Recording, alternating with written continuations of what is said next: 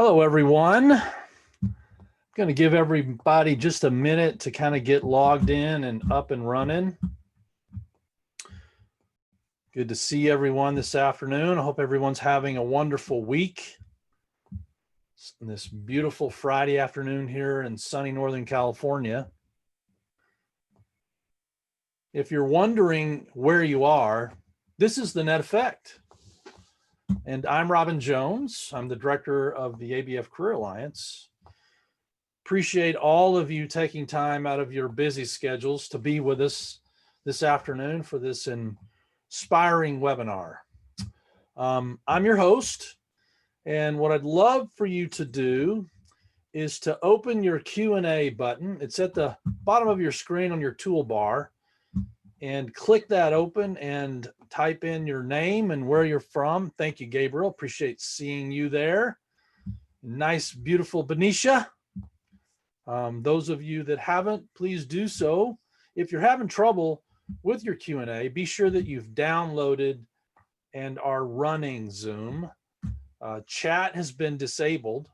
We'll be using the Q&A for communication. And if you have questions, please put them in the Q&A, and I'll monitor the questions as we go through today. Hello, Craig. Nice to see you, sir. Thank you. Hello, Chan. Nice to see you. Marcia. Good. Thank you, Jill from NYC. Nice. Terrific. Great. Well, appreciate everyone doing that. Again, just one last thing. We're using the Q&A. If you have questions, be sure and put them in the Q&A. Type it in, and I'll be watching, and we'll get to it as we move through our session today.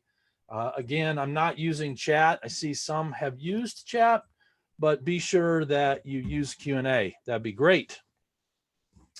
All right. Well, without further ado, I'd love to welcome our special guest today, Amanda Weitman. Nice for you to be joining us, ma'am. Thank you.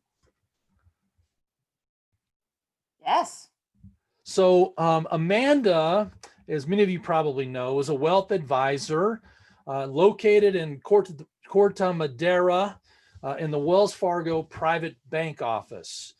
She's responsible for working with high net worth clients to effectively manage her wealth, first by identifying each client's unique goals, then coordinating a team of specialists to implement custom comprehensive wealth plans to help accomplish their goals. Amanda began her career in this wonderful industry right out of college, almost kind of in a related field, but let's just kind of go, let's take a step back before we get into all that and really find out about Amanda's journey. And like some of our previous guests, Amanda chose a small liberal arts school in the Midwest. And I always like to ask this question: why did you choose a liberal arts school so many miles from home? That's a great question. The easy one is my dad went there, my mom went there, my brother went there, all sorts of people went there. But probably the better answer is, it was a small school, liberal arts. I was an athlete. And, I was never going to be a Division I athlete, probably not a Division II either. And at Prin, I could I could play multiple sports. So not just even one. I played basketball, softball, volleyball, and track for a semester. So that's probably the main reasons that I ended up there. And when you were there, did you kind of know what you were going to do when you walked in the door? Was there some discovery involved? And then how did you choose what you? That's a good question too. So I remember, I think we had to declare by the end of the, sophomore year, and I had no idea. And I think my dad's like, look, you have to choose a major. And I was like, all right, well, I'll choose business. So I chose business, and then I ended up with different classes. I took a lot of econ classes as well. And so when I got to my last semester, well, I guess we were on quarters at that point. Last quarter, I was, putting together my resume for work and all of that. And I was like, I was one class away from an econ major too. So Mm. got a class and took one more econ class. So I ended up with a double major in business administration. Well, you were busy with all the business classes and the sports classes, and participating in in varsity level athletics. What kind of things did you learn while when you were there? So many things. I remember, I was there for a college education, but probably most of the lessons that I learned were probably on, on a court, a basketball court, a volleyball court, just perseverance and discipline and never giving up, teamwork, all those things. But there was kind of a funny lesson that I learned, which was, I played on the basketball team, and during basketball season, we would be practicing 2 to 3 hours a day, playing games. So we were playing a lot of basketball. And I just loved it so much. On Sundays, I would go down to the gym and I would just shoot around. And that's typically when intramurals was going on. And so some of my guy friends would be like, hey, do you want to play horse? And I'm like, sure. And so we would play and I would win. And one of the guys, you could just see how crushed he was that he'd been beaten by a girl. Oh gosh. Right? It was it not wasn't that. But what was so interesting was, from a logical standpoint, he was playing 1 hour a week. I was playing like multiple, hours. And so it made sense that I would win.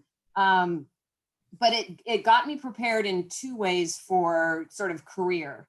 One was be ready for that response, because it's sort of a learned response. And so we need to kind of help people unlearn that. And secondly, that whoever is the best prepared to do something is probably going to end up doing the best, right?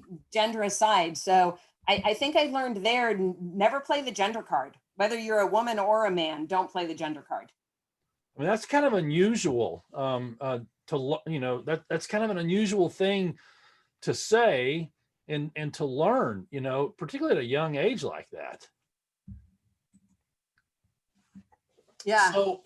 So I when you left Principia, how did you? I mean, I loved your quote where you say, my dad had told me one thing, and it was that I had to get a job and figure out and then I had to get a job before I graduated. Yep. So tell us a little bit about that. Yeah. So that's what he said, is that I needed to have a job before I graduated from school. And I had no idea what I wanted to do. I mean, business major, econ major, there's still so many options out there. Yep. So he had a connection with somebody at First Interstate Bank, and she told him about a management training program. And so I was like, okay, I'll do that. I mean, what better first job there is to kind of get a broad view of what it's like in business. And then I figured after I did that, I'd figure out what I would want to do. I mean, consequently, I have been with the same company. It's been acquired, but with the same company for 37 years. I haven't left. Well, it's kind of interesting because I mean, I think I certainly have met a number of kids that aren't sure what they want to do, before they graduate. They have a lot of interest, and they're not sure what they want to do, and sometimes they kind of get frozen in that spot, and they don't know where to go at that point. So I love what you said about, I'll get a job and figure out what to do next. So how did that kind of unfold? Tell us about when you got there and kind of how you started to make your way through and figure that out. Yeah, so it's been interesting. So even though I've been with the same company, I've done different things within the company. So instead of having to job, sort of company hop, I could just job hop within the company. So I started out in this management training program, and then ended up being a consumer credit manager, which basically meant that I managed a group of people that helped people borrow money, against their house or buy a car, those sorts of things. And I was in an office with everybody else were men, who were all commercial officers. They were all lending to businesses. And somehow I figured out that they were all making more money than I was. And I thought, that doesn't seem right. They're not managing people. They don't have that ability. And so I went to the manager and I said, why are they earning more money? Make any sense to me? And they're like, well, that's just, the company values that more. So they're getting paid more. And I said, okay, well, I'd like to go into the commercial training program and become a commercial lender. So that was sort of my next step, is what I did. So, yeah, I mean, was there, when you were looking at that, did you find yourself in a competitive situation, or did that just kind of unfold naturally? It kind of unfolded naturally. I've never really felt a big competition within, amongst my peers or between gender. It just hasn't been an issue. Kind of maybe going back to my basketball experience and not playing a gender. But somehow it just naturally, I was like, I want to be in the commercial training program. And then I ended up in the commercial training program and ended up doing that for a year and getting great experience. And then I was a commercial lender for a couple of years. And then the private bank was looking for private bankers who had commercial lending experience. So it seemed like so far in my career up to that point, every step built for my next step, right? There wasn't any, even though I planned what those steps were going to be, everything was building towards the next opportunity that I got. I mean, were you the only woman, or were there other women kind of moving in that career pathway? Yeah, at that point, it was pretty much a man's world. Financial services still to some extent is very kind of male oriented. Definitely back in the early 80s, very much so. Like loan officers, they were all men. There were very few women in a lot of those roles. So, but again, it's I just found like I just needed to do my best. And I think because I didn't really see people as necessarily men and women as a competition, I just kind of kept progressing, right? I just kept doing my best and using everything that I learned from like athletics to just do my best for the clients, for the company. And I just kind of kept progressing. Yeah. I wonder, I mean, why do you think that is? Why do you think that there aren't more women attracted to the kind of work that you're doing? Well, that's kind of a big question, but I think it's definitely changed. When you look at the sort of mix today, it's very different than 37 years ago. Mm-hmm. But I think a lot of that had to do with when we were growing up. The boys were encouraged to do math and science, and girls weren't. In high school, I had a math teacher, thankfully, who basically took all the girls and said, you have to take 4 years of math. But that was not the norm. But I think it's changing. I still think there's room to grow, that we need to have, more girls in STEM kind of opportunity. Mm-hmm. But it's changing. It is changing. Well, I know you mentioned in some of our conversations that in your kind of job transitions, and when you kind of were moving around and moving through your career pathways, that you had some challenges. You had a job that you applied for to someone that you had a lot of respect for, and then things changed 6 months later. Tell us a little bit about that experience. Yes, when I was a private banker, the head of private banking for the had a project manager that he would rotate through every couple of years, just to give people an opportunity to take on a project job. And so somebody was moving out of that position, and this gentleman asked to do it, and that meant that I was going to have to move to Southern California, and I'm a California girl, so at first that didn't seem all that appealing to me. But then I started thinking about it, and I was like, well, maybe I should. But then, you kind of had to put a pros and cons list together, like, should I go, should I not? But after praying about it, I decided once I looked at that pros and cons list, I had to cross off anything that was fear-based. Like that just wasn't gonna count. So like I don't know very many people in Southern California. Gotta cross that off. So I don't even remember making the decision off I was to Southern California. And so I was the project manager for this gentleman who was very well thought of. And just, I was so looking forward to working with him. And then 6 months into it, the bank offered retirement to people and he took it.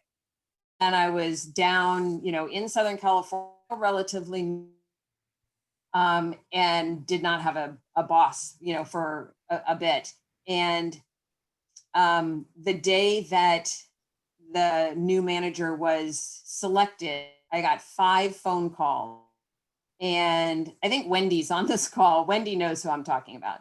I got 5 phone calls that said, I started with, I am so sorry you have to work for that man. Oh gosh. And it was all for different reasons. Yeah. It was the last on stress leave. He doesn't like women, all different reasons. And the first couple were kind of, scary. And then by the 5th one, I really had the conclusion of, I need to decide on my own what this relationship is going to be like. And so the first, I was telling you the story that the first week he said, you need to be in my office at 7:00. I'm talking to my 3 counterparts across the country because First Interstate was in 13 different states. And he was the only one that did not have a private banking background. I did, he didn't, his counterparts did. And so he said, come into my office. I'm going to have the phone on mute. You're going to listen to what they're saying. If I have a question, I am going to ask you, and then you're going to be quiet. And I was like, okay. So we got to some point, put them on mute. And he's like, how do we do it here in California? And I'm like, this is how we do it. And he gets on the phone. He's like, let me tell you guys how we do this in California. I mean, he was pretty slick in being able to do that. And at the end of, wow, you're good. But I also knew that he needed me for at least 6 more months because he didn't have the background for the job he had. But interestingly enough, probably within 6 months, he said, okay, well, you're 2 years. And I'm like, well, no, this was only supposed to be a 2-year stint. And he's like, no, I get you for, so I took that as, he doesn't compliment too many people, but I took that as a compliment that he still wanted me to be there. So, yeah, so that was an interesting situation. And I learned from that, don't take a job just because of the person you're going to work with. Boy, I tell you, that's a valuable lesson.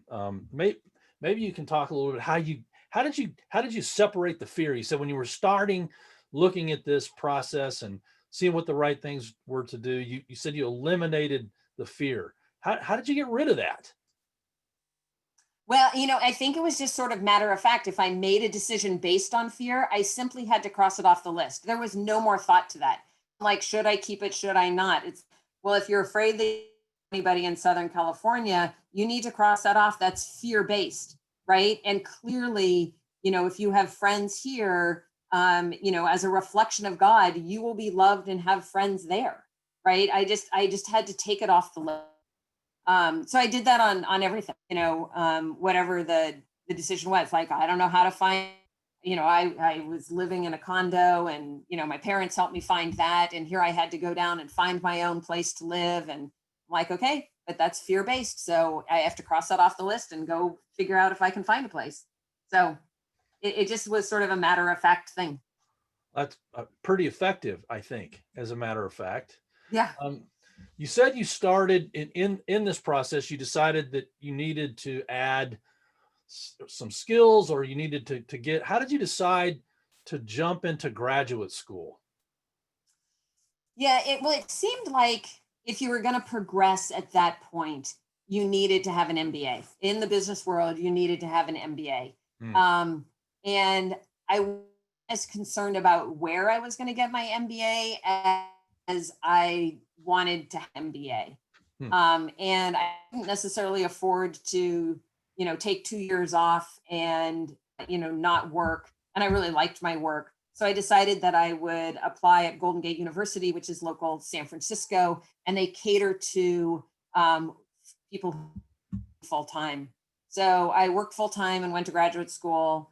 And then in the middle of that was when I transferred to Southern California. So I had to ask Golden Gate University if they would allow me to take classes at Pepperdine and have it count towards my degree. And then I had to check with Pepperdine that they would let me, take classes with them, even though I wouldn't get a degree from them. But that all worked out. And I was really grateful to have that Pepperdine experience, because Golden Gate University, I mean, it was fine, good professors, but they do cater to, they understand that you're working 40 hours a week, and Pepperdine could care less about that. You were a full-time student in their mind. And, so I ended up in like finance classes with, thankfully, with a bunch of people from Jet Propulsion Lab were doing. So I got to, meet lots of great people and learn lots of great things. So it was a great experience. So how did Wells Fargo enter the picture? So you're in there and you're working for a guy that you know what you're going to work for, and you've transferred and you're doing graduate school. Where do you go from there?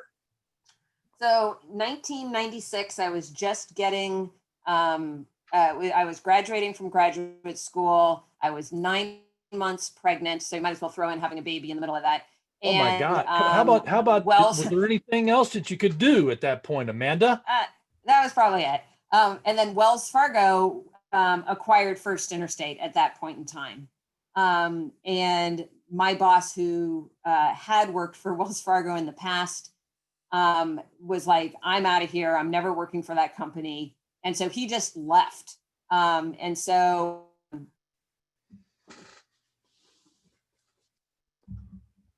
sort of like the last person standing in that sort of project management group. Right. And so people from Wells Fargo were asking me, well, how do you run private banking, at First Interstate? And it was interesting because, I wasn't at a really high level, but these senior managers are coming in and saying, how do you get it done, private banking in California? And I'm like, well, First Interstate's in 13 states. So you need to know how we do it in California and Washington and Oregon and Arizona and all of those. And they're like, yeah, we don't care about that. We just care about California. And I'm like, this is not going to go well. And it frankly did not. It was not a smooth transition at all.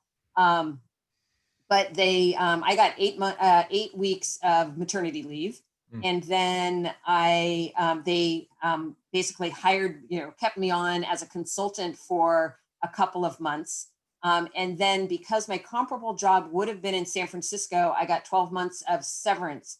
So I got to stay home with Alexandra for 15, 16 months, which was such a blessing. And there's no way you could have planned any of that. No, I could not have planned any of that. So as you're walking through all of those things, how are you drawing inspiration? Because any one of those things could just derail somebody, and send them in a total headspin somewhere. So how did you keep yourself moving forward and able to listen to the guidance that's being offered to you? Yeah. So, I mean, I think, definitely Christian Science helps. Spending time every morning, reading the lesson, getting inspiration, and then trying to apply what I've learned, to all these situations, right? So lots of opportunity to apply, different spiritual lessons, and then you have lots of support around you, family, friends, coworkers, so you have a lot of sort of extended, family sort of support, community support, maybe. So I think that helps as well. But definitely, starting the day with prayer, going to God, on all these situations, definitely made a difference. One of the things I thought I loved about what you said when we were talking about things is, you've had lots of changes in your industry. My gosh, you went through 2008 when things went, sideways, and there's lots of things in the past 20 years that have definitely impacted the world that you live in. So when came to this conclusion, what do you need to know to always have this job? How did that come about, and why did that question get front and center? Yeah, so that's a great question. So 2008 in the financial world was pretty tough. Um, our clients were, their housing values were going down, their investment values were going down. I mean, there was no good reason that they wanted to talk to us at all. But as a relationship manager taking care of these clients, in good times and bad times, I needed to continue talking with them. Mm. And so I thought, you know what, I'm going to talk to them about philanthropy. Mm. And because that's kind of, from the heart, and, it really doesn't have anything to do with, how the world is going, you can just do good. And so I started talking to people about philanthropy, which was really, really effective. They started asking me a lot of questions that I didn't know the answers to. And so I thought, wow, I probably need to learn a little more. So I found a program through the American College, and got my chartered advisory and philanthropy designation, which was great. It at least gave me a footing, for being able to answer questions or know who to go to, at least understand their question and know who to go to for some guidance. And then once that kind of passed, then I was looking at our industry, which is becoming automated and commoditized. And I thought, wow, what do I need to know to make sure that I am always viable in this industry?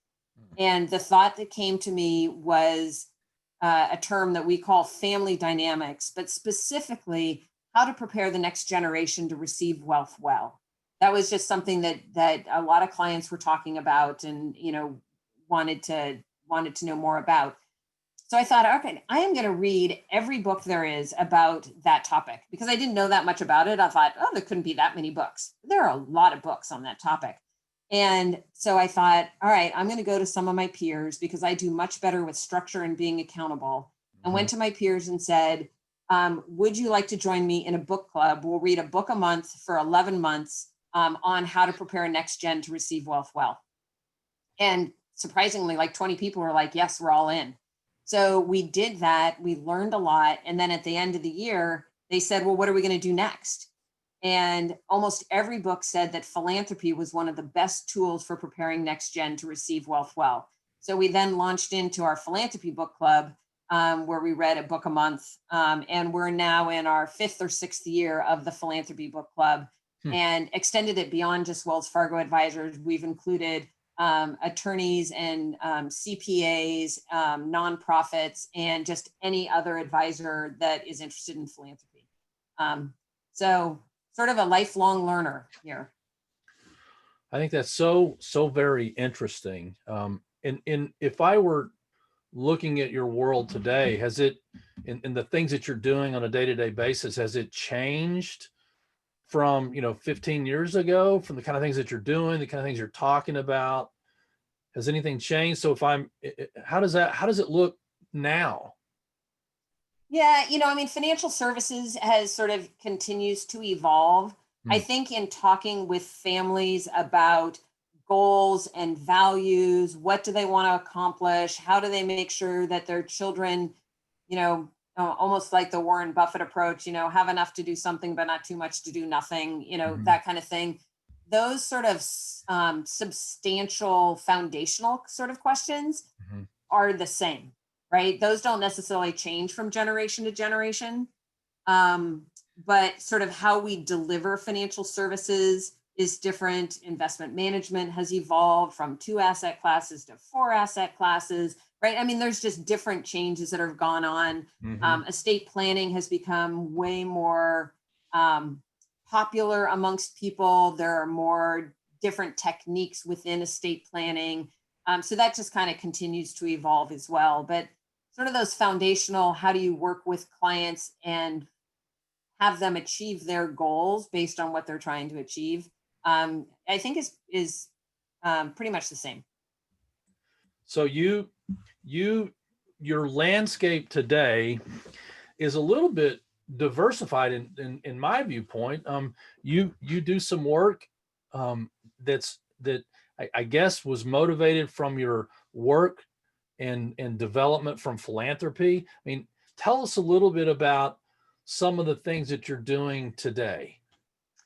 Yeah, so, part of my job as a relationship manager is not just to deliver the financial services, but it's sort of like the tender loving care of our clients. Hmm. And so, if you take an example for this year, during the whole pandemic in March, when everybody was on shutdown and, didn't know what was happening, how long this was going to last or whatever, we ended up sending out chocolate to all of our clients with just a little note that says, you know what, just grab a warm drink, have a piece of chocolate and just relax, right? It's all going to be okay.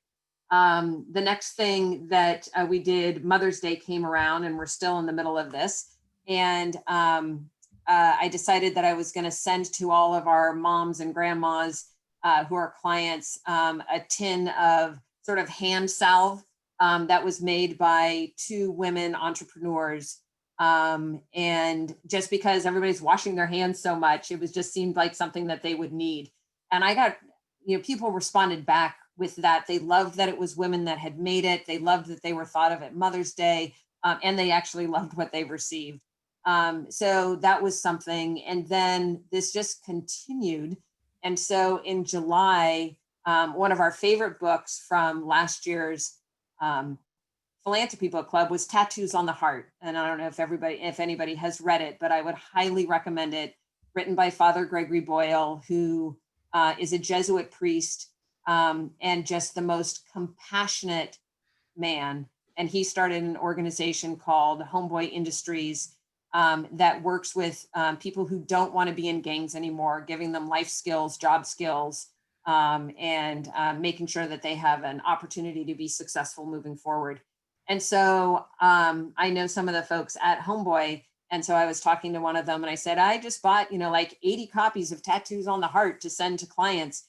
And he said, I bet this Jesuit priest would probably write you a little note that you could send with the book. I was like, okay.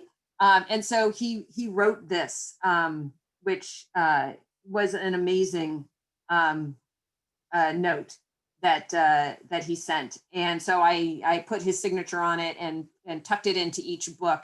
And so it was just a nice way of, as he says, creating community, standing together.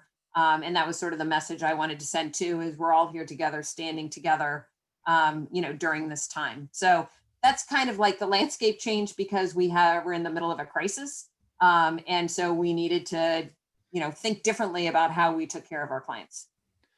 So in this, am I correct in saying that you also, in addition to what you do, you do some work in San Quentin, some outreach there. Tell us a little bit about that work.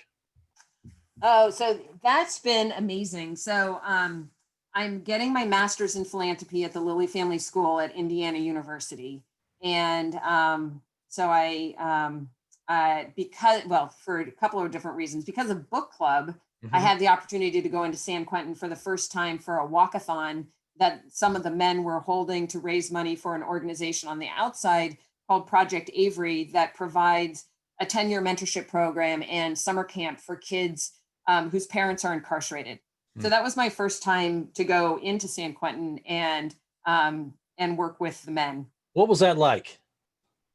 It was interesting. I needed to pray about it, right? Because the only thing that I knew about people in prison was not good, right? It's what you hear in newspapers, movies, television. And so I really needed to think about what that experience was going to be like. And I remember the first thing that came to me was from the Bible, where God is speaking to Jesus saying, "You are my beloved son in whom I am well pleased." And I thought, okay, well, God loves these men, right? So that's a good start, is that God loves them. And then I actually was talking with my Sunday school class, asking them for some ideas. And we decided that Mrs. Eddy's statement of Jesus beheld in science the perfect man, and that goes on, that was also something very comforting, that if Jesus could see, the perfect man, that I could too. And so with those two ideas, I basically walked into prison unafraid, which was nice. And you get down on the prison yard, and I mean, it was, other than you were in prison with barbed wire and guards with guns, it was kind of like a carnival. They had the prison band playing, they had spoken word, they just had all sorts of fun things going on, and we were walking the yard. So that was great.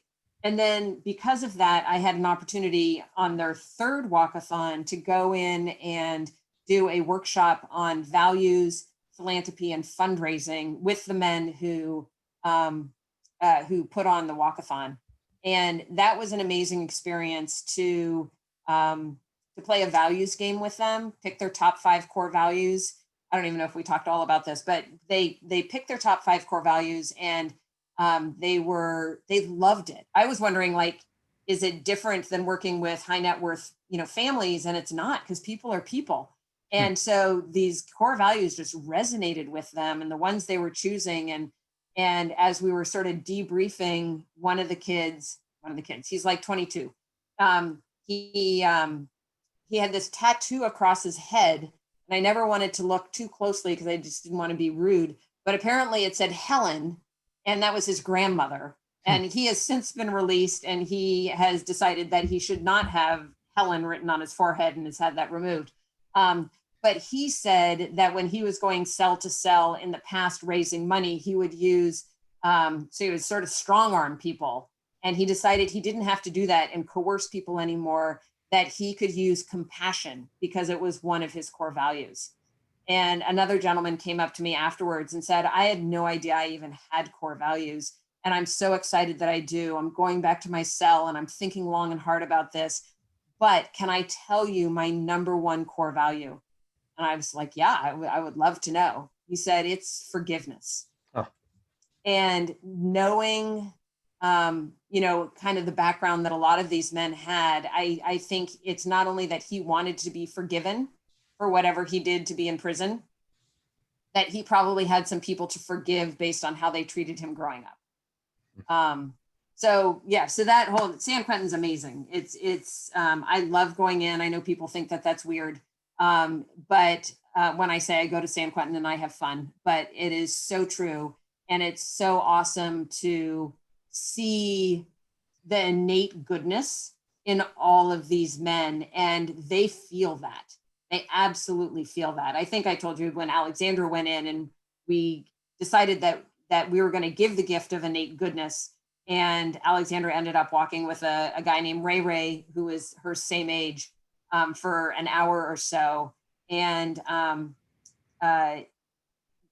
a couple of weeks later, I got to go back in and I saw Ray, and he's like, I need to tell you something because I wasn't supposed to be here tonight. And he's like, but now I know why. And so I was intrigued. And he said, first of all, the time I spent with Alexandra changed my life. And secondly, that whole day was so fun. I had to call my mom and tell her all about it. And then the next year I went back in, I ended up spending most of the day with Ray, just walking around. And he said, I really have to tell you why spending time with Alexandra was so important. And he said, it is because when I was talking with her, I saw my own humanity, and now I know how to be in the world. So thank you for asking. I love talking about San Quentin. Well, I thank you for sharing. I think it's fascinating that you're able to find a way, that the work that you've done in your professional life, how it's evolved with that philanthropic nature, that you were able to it opened other doors and other places that you could bless and help serve. So I think it's amazing, Amanda. I love it. I think it's so great. And we're also grateful for the kind of folks like yourself that are willing to do that and jump into some of those places that seem a little scary, Yeah. I always ask my guests this question, and we've kind of talked about your journey, and although it's been within an organization, so to speak, it's a large organization. How do you find talking and having conversations with people? I'm always encouraging our students to have conversations with folks because they never know where they might lead. So I always love to ask our guests about their own personal experience with having conversations with many different professionals, even outside your lane. Yeah, I mean, I think it's sort of a natural because you aren't necessarily what you do. So you want to talk to other people because they're other people, Mm. right? I mean, people are very, doing interesting things and you never know, they may say something or you may tell them something and they know somebody who then gets you involved. So I don't see any reason to limit who you're talking to just the industry that you're in. I think that's actually pretty limiting. You want to make sure because the world is so interconnected, Mm. right? I mean, you could talk to a CPA who knows a business owner who's looking to hire somebody, right? I mean, there's just, you definitely want to get out of your lane and talk to as many people as possible because everybody's connected, everybody knows somebody. And I think innately, everybody wants to help somebody get somewhere, right? And I was talking to a friend of mine who's probably in her 30s, so we're definitely a couple of decades away from each other. But she is one of my best friends at this point. We met at a conference, Hmm. and we just hit it off. And it's so interesting because I share so many ideas from Christian Science, and she loves them. She's Jewish by upbringing. She's in the mental health world, but none of that limits her on her spiritual thinking. And so we were talking and she's like, well, would you be my mentor? And I'm like, yes, if you'll be my mentor, right? Mm. I need to know what next gen is thinking, right? And acting. And so if you will be my resource for next gen, I'm happy to help you with anything that I can help you with. And so, here, like, mental health has nothing to do with what I do in work. And we had age differences, we had everything that was different, and yet we completely bonded because of our approach to life and sort of spiritual thinking. So I would say talk to anybody that you possibly can, and everybody's going to be, if somebody called me and said, I love what you do, will you give me a half an hour or so that I can ask you questions? I mean, what a great compliment, Mhm. right? To say that Mhm. somebody loves what I do. Like, okay, yeah, let's talk, right? So nobody should be afraid to call somebody up and ask questions. I love it. So we're kind of at that point where we look back and talk about some of the things that are most important to you, and you've listed three things here. So let's talk about those. Great. So it's fine to be grateful. So that was just sort of my 2020 learning, with so much going on. Um, people saying like, oh, I don't like working from home. I really want to get back to the office. I frankly love working from home. Right. And at first I was like, I don't know, am I allowed to say that? But I get more time with my dog and I get more time with my daughter and I don't have to commute and I get to interact with people just as much as just via Zoom or phone. Mhm. So I realized that there was a part of me saying like, well, so many people are suffering and having a hard time. Is it okay to be grateful? Mm. And I realized it's like, yes, like COVID, economic distress, all of that is not going to take away my ability to be grateful for what I can be grateful for. So that's kind of my mantra for 2020 is it's okay to be grateful. Ah, I Um, love it. yeah.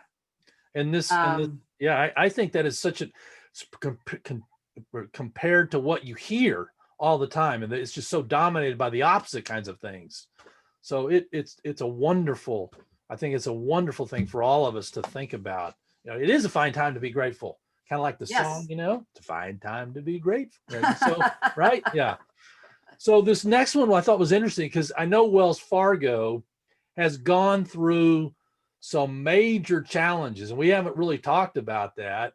And I kind of forgot about it, but I know there's been a lot of things in the press that haven't been always favorable. Yes.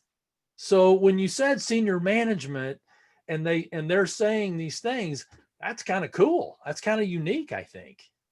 Yeah, it is. I mean, it's not easy to be sort of a target in the financial services world for 5 years, but we were in headlines, even if we didn't deserve to be in headlines on some of them. It was just we were easy target. So there we were, and the bank definitely did something that was inappropriate, and rightly so has been mandated to do certain things and pay certain fines and all of that. Um, but I think what's interesting, with that is sort of like, what do you do when you're with a company that does something that's unethical? Hmm. Do you just leave because you don't believe in it? But I feel like I take care of our clients. And if I were to have left, I would have left them behind, and that wouldn't have been right. Hmm. So my major job is to take care of clients and kind of protect them from all of that that's going on. And it wasn't all the bank, it was just a part of the bank. But what's interesting is going into 2020, our senior management, whether they made good decisions or bad decisions, they're all very compassionate people. Hmm. And I've heard from multiple senior managers, particularly for 2020, is we need to be patient with each other. We need to be empathetic with each other, and we need to show up every day with so much grace, because you have no idea what somebody else is dealing with. Right. I mean, I'm at home with a 24-year-old, right? So I'm not trying to homeschool, or virtually teach, 2 or 3 or 4 children. I mean, there's just so much going on. Our family's healthy, but other families are, struggling. And so I just love the idea of be patient, be empathetic, and be gracious. I think that, and those kinds of things never get reported, right? I mean, to Right. have multiple people, multiple layers, multiple departments, where that is being encouraged as the focus at a time when all the other stuff is just a mess. I think that says a lot about people in general. And it is certainly reassuring to folks on the outside hearing from someone on the inside. Yeah. So your last point, you know, uh, what you say there. The question I have for you is, how do you learn how to do this? How do you learn how to anticipate what people need and how you can help them? That's a great question. I think, the main thing is to take the time to discover what's important to them. Hmm. Right? It's so easy in the financial services world to just say it's all about, the money, or it's all about the numbers, but you're dealing with people, right? And so you need to take the time to understand, who are they? Who are their children? Who are their grandchildren? What do they like to do? What are they interested in? Hmm. Um, and in that way, sometimes when we do that, we actually know more about the person than some of their family members know about them.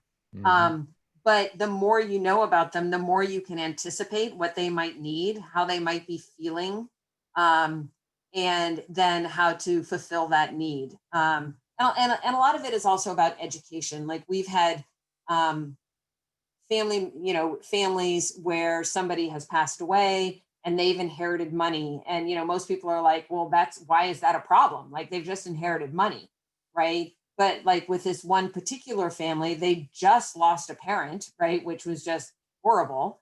And at the same time, they, um, the money that they didn't have to have been in control of that money in the past. Hmm. So it was very scary that all of a sudden this was their responsibility. It used to be family responsibility. Now it's distributed out to them and it's theirs. And because of, working with other families and just sort of ongoing learning, when we were meeting with them, we could say, we understand this is scary, right? How can we help you get comfortable with this situation? Mhm. And you could just see them like, oh, thank you, right? Thank you for understanding that, inheriting a bunch of money isn't like really great, right? That there are other things that come with it. And so just understanding, how people might feel about something in any given situation, I think is really important. I love what you said earlier about you just never know what's happening in someone else's world. But when you have that when you have that sincerity of approaching someone to learn about them, you do discover things that are important and uncover things. And people really, they really do appreciate that. Yep. So if I'm interested in your career or working in that world, Tell us a little bit about what it's like, or how, what are some of the things that Wells Fargo, I mean, we've got a list of jobs here that are at Wells Fargo. Talk to us a little bit about that, and give us kind of your perspective on that. Yes, I mean, so Wells Fargo is a big company. So when you say that you want to work for Wells Fargo, you need to be able to break it down to, well, what part of Wells Fargo? We have 80 different business lines. So you could be in marketing, you could be in legal, you could be in public relations, you could be in, our Wells Fargo Foundation, where we're giving grants out. So you really need to be very specific about what it is you want to do within a large company. Yeah, I mean, I think our biggest and largest growing area, unfortunately, is in our fraud group, right? There's just so much bank fraud going on that we just need to keep hiring people to be able to track that down, and on the tech side, to be able to put things in place so that we don't have fraud. And so there's a lot going on, but I would recommend, going on to wellsfargo.com, looking at the different careers. If you find something, please feel free to reach out to me. I can see if I actually know somebody. We do have 270,000 employees, so I might not know them, but feel free to reach out, and we can see what we can do. Well, we are close to wrapping up, but before we do, we'd like to get a few more questions, or a few questions in here for today. One of the questions that came in was from Christine in Kenya, from our international audience. She asked this question. She says, in hindsight, what personal strengths enabled you to thrive despite changes? Ooh, that's a good question. I thought so. Yeah. Yeah.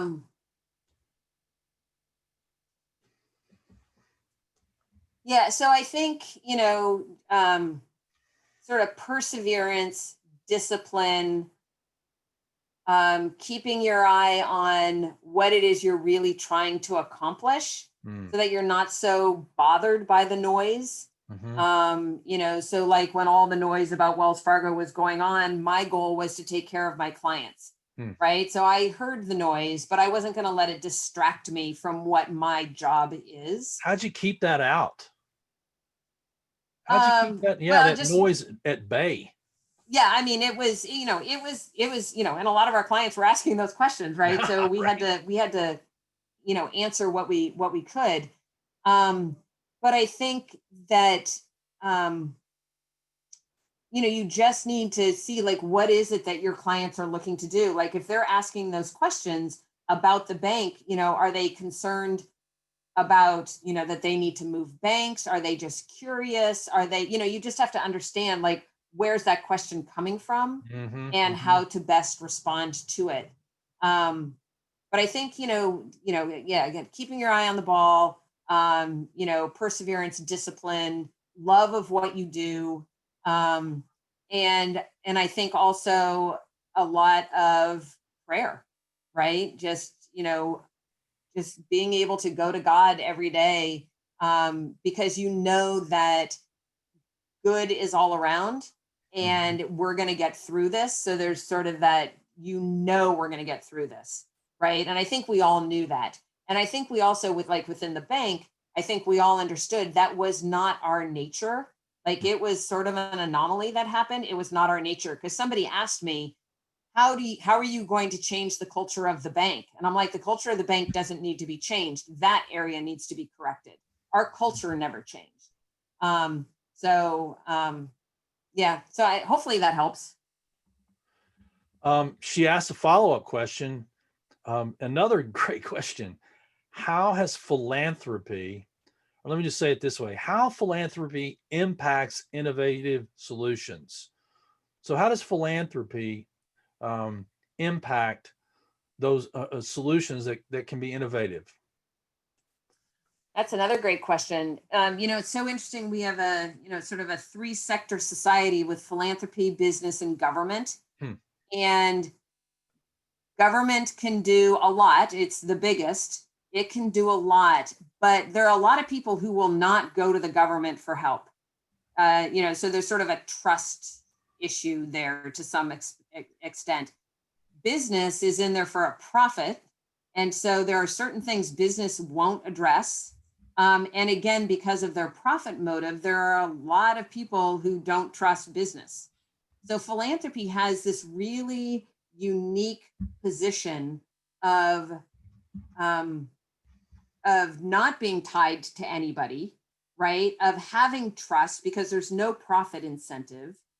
And because it doesn't have to report, to government for government's sake, they don't have to be reelected, right? You don't have to have like people voting for you. And for business, you don't have to like keep reporting your quarterly earnings. Philanthropy can put in risk dollars where nobody else can, and they can go for the long game, right? They don't need to report over a period of time. And so I think that philanthropy is positioned uniquely to be able to take what could be risky, innovative opportunities to turn things around. And a lot of times, philanthropy is the one that gets things started. And then once it's seen as successful, either business comes in because they can make it into a business, or government comes in because it's been proven, right? And then they can go ahead and fund it and ramp it up. A question from Betsy is, why is it okay in CS to inherit money, but not anything else based on DNA? Oh, well, that's a good question. Mm-hmm.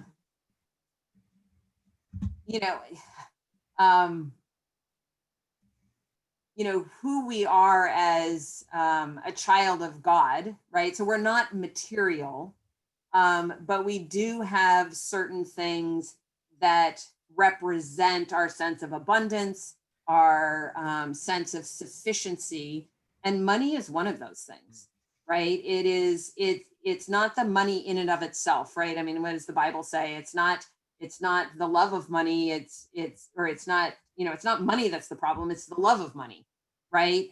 And so money is sort of a tool. It represents sufficiency. It represents abundance. And it is something that we use day to day. So I don't think it defines who we are. Like DNA is trying to define who we are as material, but we don't want money to define us. And we have that choice as to how much power we're going to give to money. But I think money just reflects sufficiency and abundance. I don't know if that helps. Yeah, no, I think it's great. I'm going to launch our poll here before the last question. Sure would appreciate it if those of you who are on with us would complete this poll. We always love to hear from you and appreciate all your comments.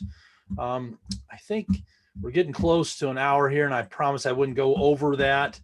But there's always great conversation. I never want to stop it. It's so inspiring to me. But I do want to answer this last question. Barbara asks, we kind of covered some of the career opportunities in the question, but how about working and facing, if you're looking for career opportunities, how would you recommend addressing ageism? Oh, that's a good question. Well, we can't necessarily control how other people think about ageism. So, the sort of the ball's in our court as to how we think about that. If we are aligning ourselves as an image and likeness of God, Mm-hmm. there is no age. And I think really what age is representing is limit or limitations. And so, do you want to, as you're looking for something, can you get rid of that limitation? There's lots of all sorts of other limitations if you put on race and gender and those sorts of things.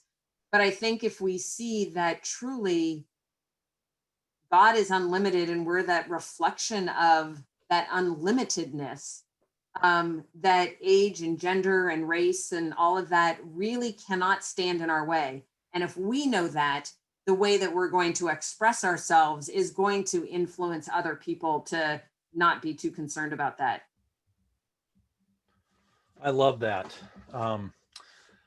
So I think we have to wrap it up, Amanda. Before we do, got a few more things to kind of cover. If there's any one last question, be sure and put it in. Betsy really appreciates what you said. That was great. So yeah, and thanks for the poll. Appreciate everybody looking at that and taking that and taking care of that. This is the ABF Career Alliance.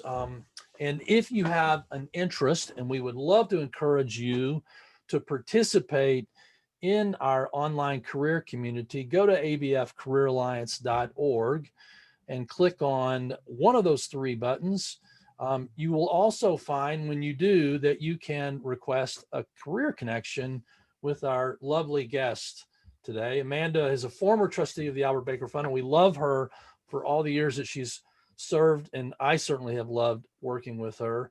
But she's also a career ally, and as she mentioned earlier, if anyone's interested in the financial services industry or working for Wells Fargo, she'd be willing to talk with you. So all you have to do is just click on that little link right there, and or you can reach out to me directly, Robin at Albert Baker Fund, and I'll be happy to get you connected.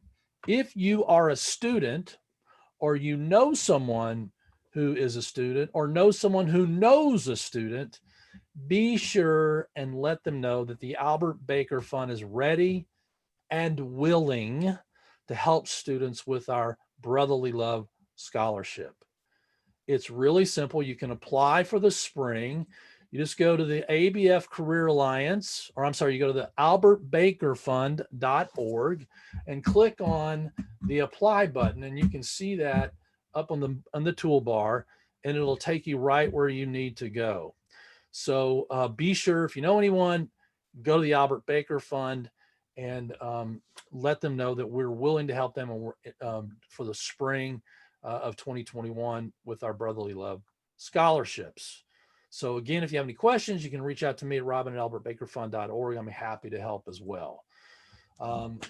Another amazing net effect, thanks to our inspiring guest, Amanda. We appreciate it so very, very much. And I love one of the things that you said, and I just thought we'd leave with that. And you talked a lot about it, and that's to anticipate what people need and how you can help them fill that need. And that's really casting your net. I mean, that's the act of casting your net on the right side. So I think that's just such a wonderful thought. And certainly today, to be able to reach out and learn about our friends, our neighbors in a very wonderful way, like we've talked about today. So thank you, Amanda. That's my pleasure. So if you know someone who would benefit from today's Net Effect episode, be sure and share it with them. I'm sending out the link tomorrow afternoon, and we're happy for you to share it with your friends and neighbors, or you can go to the recording on social media and share it through social media, or you can direct them to the ABF Career Alliance. We have a whole library now of past Net Effect episodes at the Career Alliance, and they're open to anyone who'd like to listen. Thank you to the Albert Baker Fund team. It's a special group of people. I feel so blessed and fortunate to be able to work with all of them. And it's time to say sayonara. So thank you, Amanda. This is Robin Jones signing off. By the way, next week, we're going to have another special guest, Hillary Harper Wilcoxon. Some of you may know her. She's now the Director of Mission Advancement at Team Long Run. She's also a current ABF trustee, and we're really looking forward to next week's Net Effect. So please, all of you, tell your friends and family and join us next week, and have a great day. Bye, and thank you, Amanda. See you soon. Bye.